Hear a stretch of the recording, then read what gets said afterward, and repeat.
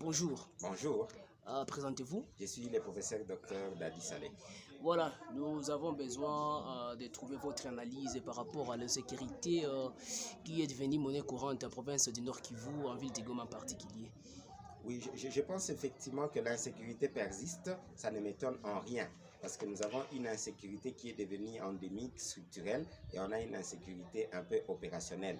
Mais tout ce que nous devons noter pour l'instant, c'est que ça fait plus de 30 ans, ça va, que nous avons les néocolonialistes d'une façon directe, frontale, avec les Rwandais, l'Ouganda, qui nous attaquent et qui nous ont envahis, qui nous ont même aussi colonisés malheureusement. Et que naturellement, il y a création des groupes armés. On a plus de 250 groupes armés en République démocratique du Congo qui opèrent. En plus de cela, on a maintenant les M23 et toute l'armée rwandaise et ougandaise qui nous envahit ce matin, midi, soir.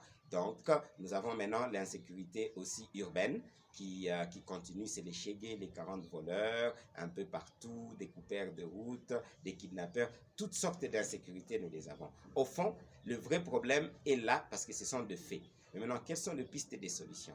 On doit reconnaître que nous avons un problème de macro-sécurité et un problème de micro-sécurité. C'est quoi la macro-sécurité? La macro-sécurité, ce sont des choses qui dissuadent même l'ennemi. Exemple, avoir d'armes nucléaires, exemple, avoir d'armes de dissuasion massive, exemple, avoir plus de 2 millions de militaires prêts et avoir des chars de combat, etc. C'est de la structure, ce sont des dissuasions. Et effectivement, c'est là, même avoir des satellites, on n'aurait pas de petits problèmes à se demander si les Rwandais est entré ou pas. Et la macro-sécurité, c'est que tout Congolais, tout agent, ça va, qui est dans les secteurs sécuritaires, c'est-à-dire le ménage, les entreprises, les individus. Là, nous avons plus de 10 millions de Congolais il y a plus ou moins 20 ans, 25 ans, qu'on a tué.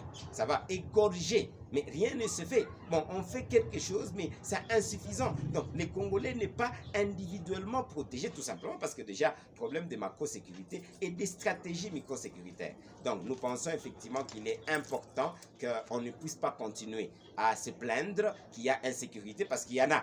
On vient de tuer encore 100 personnes il y a 2 jours. On vient de voler, on vient de piller, on vient de violer, on vient de tuer chez Rubin. Donc, tout cela, ce sont des faits. Il faudra qu'on soit un peu plus intelligent, d'utiliser un peu les deux domaines dont je viens de parler, macro-sécurité et micro-sécurité, pour garantir une fois pour toutes la sécurité en République démocratique du Congo. Merci beaucoup. Merci.